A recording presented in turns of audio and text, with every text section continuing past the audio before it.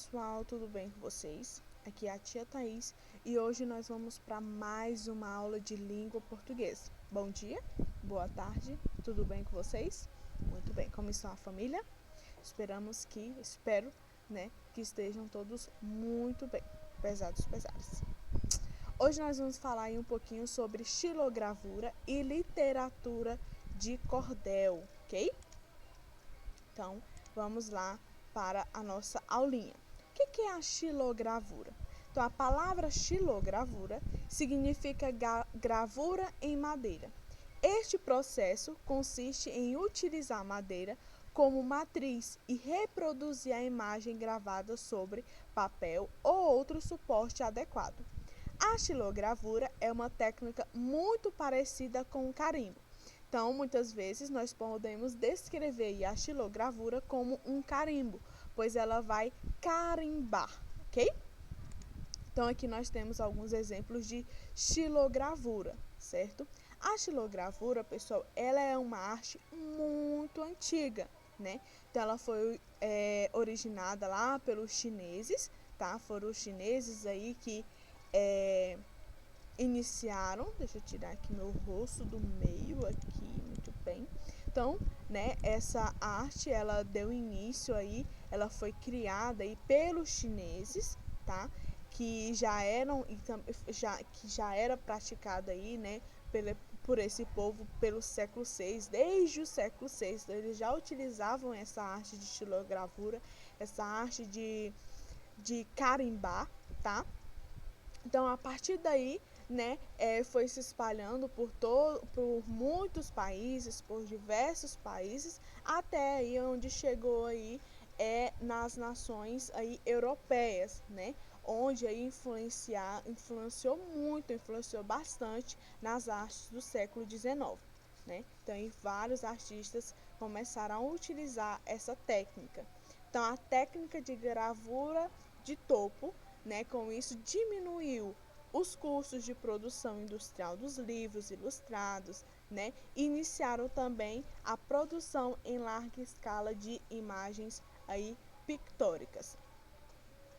Nós sabemos também que veio aí logo o avanço tecnológico, aí por volta do século XX. Então, a técnica da xilogravura começou a cair, porque ela começou cair em desuso, as pessoas quase não começaram a deixar de utilizá-los. Por quê? Porque é um trabalho trabalhoso, lógico, é um trabalho que dá trabalho produzir, que a gente vai ver mais um pouquinho aí mais para frente como é feita essa produção, Então, as tecnologias chegaram aí para fazer em grandes escalas de forma mais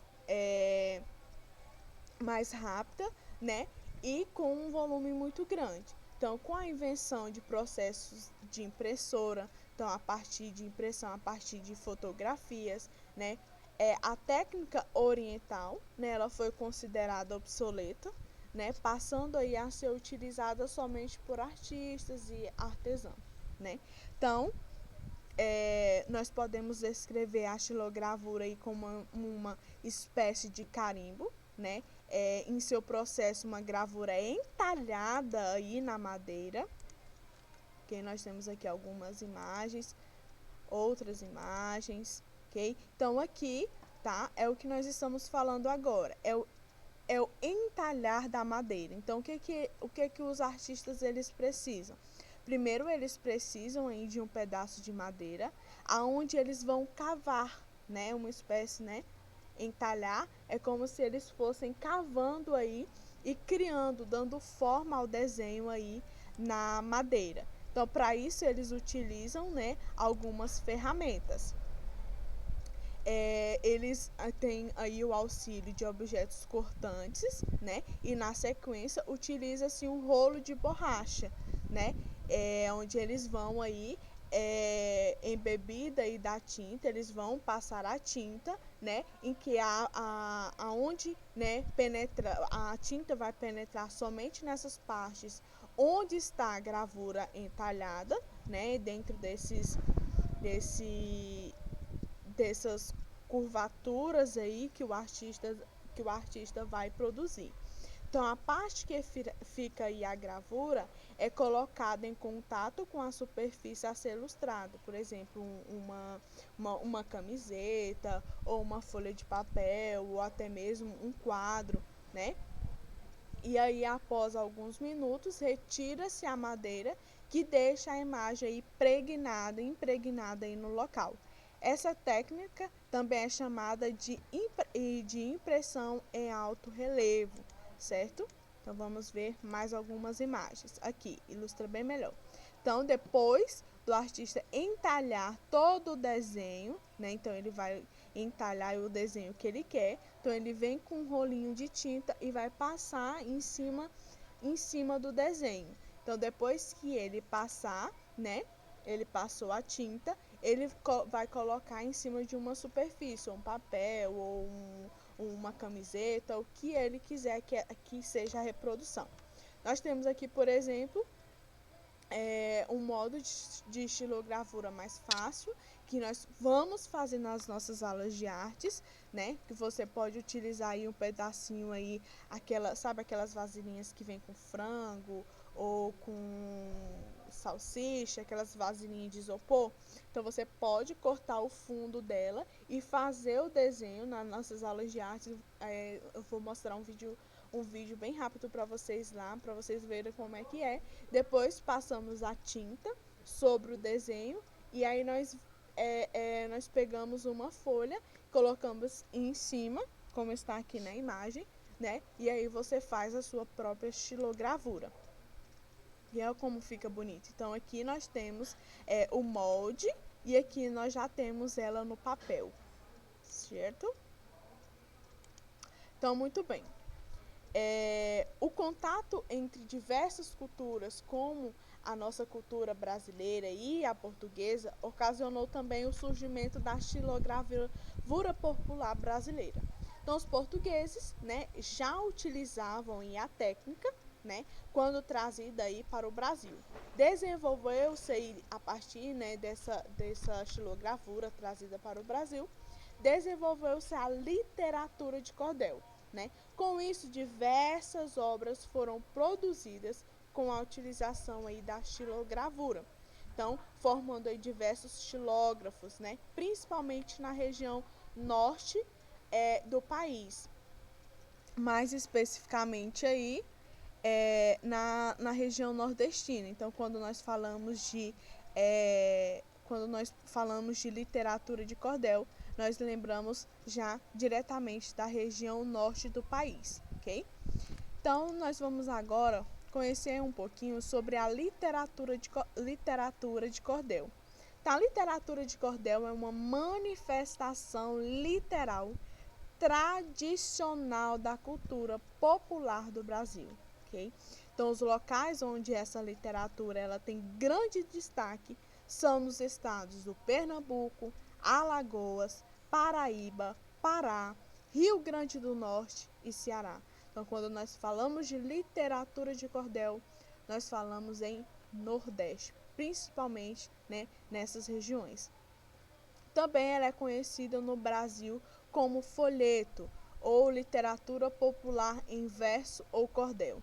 Então, alguns escritores aí brasileiros, eles foram influenciados por esse estilo, como o João Cabral de Melo Neto, Ariano Suassuna, Guimarães Rosa e entre outros artistas, né?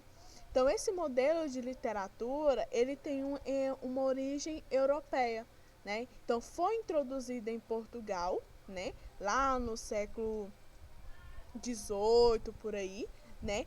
Já em outros países da Europa, como a França, Espanha e Itália, começou a ser divulgada aí no século XII, tá? Porém, né, ela só se tornou popular durante o período do Renascimento, né? Então, já no Brasil, a literatura de cordel ganhou muita força a partir do século XIX no interior do Nordeste.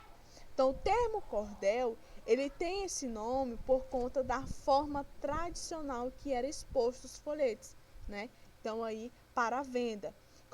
Como eles eram expostos, pendurados em cordas, em cordéis, ou então em barbantes em Portugal. Então nós temos aí, né, alguns cordéis, são esses livrinhos aí, e ele é conhecido por, né, cordel, porque eles eram aí expostos assim como está na imagem. Nós temos aí um cordão e eles eram espendurados, eles eram expostos dessa forma. É, ele foi herdado aí no Brasil, mas a tradição de expor por meio do barbante não eternizou. Porém, em alguns locais, né, os folhetos brasileiros eles podem ser encontrados ou não em barbantes, né? Os poemas da literatura de cordel são ilustrados com estilogravuras, que também são usados nas capas, como nós podemos perceber aí nas imagens, né? Então, isso aí é estilogravura. É uma das características dos nossos cordéis também.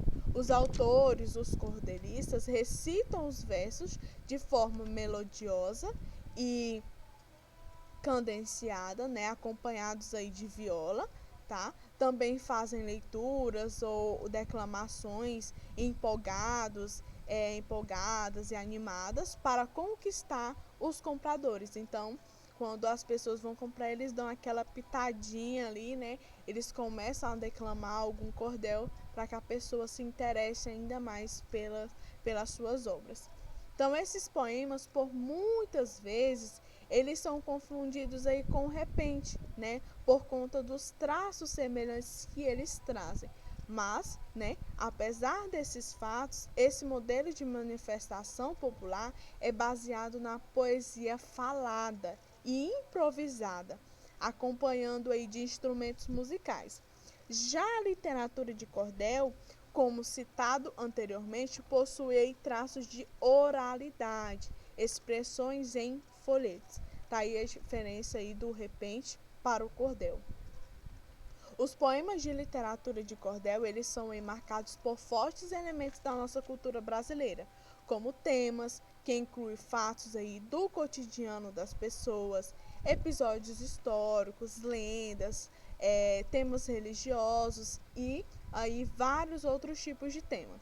Então, a sua escrita conta com uma linguagem coloquial, usando o humor, ironia e o sarcasmo, né? Também há a presença de rima, de métrica, de oralidade, tudo dentro dos nossos cordéis. Esse modelo de literatura atinge as camadas mais desfavorecidas de leitura, né? Uma vez que os folhetos eles são lidos em lugares públicos, né?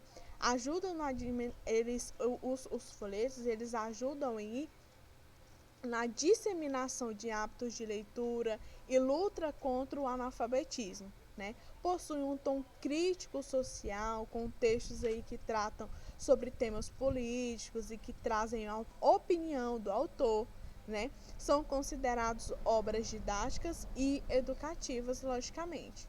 Então, além do Nordeste também, atualmente a literatura de cordel ela pode ser encontrada no Rio de Janeiro, né? Minas Gerais e São Paulo. Ela pode ser adquirida em feiras culturais, casas de cultura, livrarias e também nas apresentações de cordelistas. Também pode ser encontrada aí na internet, né? Vai ter uma atividade que eu passei para vocês, se eu não me engano, é na aula de interpretação de texto, onde eu coloquei um link para vocês lá no YouTube, para vocês assistirem uma cordelista lá, né? Que ela é super legal, super didática, e nós encontramos muitos cordéis aí na internet que nós vamos pesquisar depois, né? Eu vou orientar vocês para que vocês busquem esses cordéis. Então, apesar do avanço da tecnologia, a literatura de cordel ela é escrita e divulgada aí nas redes sociais pelos seus criadores. Então, hoje, né, a literatura de cordel ela tem um avanço muito grande com o apoio da tecnologia, né? Porque hoje você consegue ler um cordel em PDF aí no seu computador, né? Você baixa e começa a ler, né? Então, aqui na nossa cidade, nós temos cordelistas também. Eles fazem apresentações em escolas, eles levam os cordéis deles para vender outra característica aí da literatura de cordel, dos cordelistas, é que eles, agora, né, que teve um caimento desse hábito, mas eles usavam malas, né? Então, eles colocavam os cordéis deles dentro das malas, né? E percorriam e percorrem ainda hoje as cidades vendendo e declamando, cantando aí os seus cordéis, certo? E para finalizar, nós temos aqui um cordel para a gente fechar com chave de ouro a nossa aula sobre xilogravura e literatura de cordel. Então, nós temos aí Chuva no Meu Sertão. Vamos fazer a leitura? Então, vamos lá. Chuva no meu sertão, é ouro caindo do céu, é diamante quando tocado ao chão, é santidade de grinalda e véu, é sorriso no olhos de muitos, que sempre quiseram colher os seus frutos, mas de seca se tornaram réu. Mas não existe justiça no mundo igual quem vê lá de cima, quem com carinho olha os necessitados, aqueles que tanto precisam, de uma simples terrinha encharcada, para dali fazer a retirada do sustento de sua família. Chuva no meu sertão é motivo de muita alegria, é a força da nossa oração, sendo ouvido pela Virgem Maria, e repassada a um simples poeta que de maneira tão singela resolve para a chuva fazer poesia. Então, lindo o cordel aí do Emerson Marinho, parabéns ao Emerson Marinho, né? Como nós vimos aí, que eu falei para vocês, o cordel, ele traz temas recentes, traz temas aí do cotidiano pra gente, né? Então, vocês vão pegar vários e vários cordéis aí da região nordestina, que eles vão tratar na sua poesia, no seu cordel, sobre a seca, sobre a chuva, sobre o solo, né? Sobre as dificuldades que as pessoas enfrentam naquela região. Então, por isso que são temas aí do cotidiano, né? São tratados temas aí do convívio, né? Muitas vezes dos próprios criadores desses cordéis, ok? Muito bem. Opa! Deixa eu só tirar meu rostinho aqui para vocês conseguirem visualizar direitinho. Eu esqueci. Ok? Então, agora vocês vão fazer a atividade, tá? Lá da página 100 e... Alguém lembra? Alguém está aí com o livro? Diga aí pra tia. Grita, não estou ouvindo, vai. Qual é a página? Qual é a página? Ai, Jesus. 119, ok? Então, façam uma atividade sobre a xilogravura. Vocês vão fazer a atividade da 120, que são respostas pessoais, tá? E depois vão fazer a atividade da 121, ok?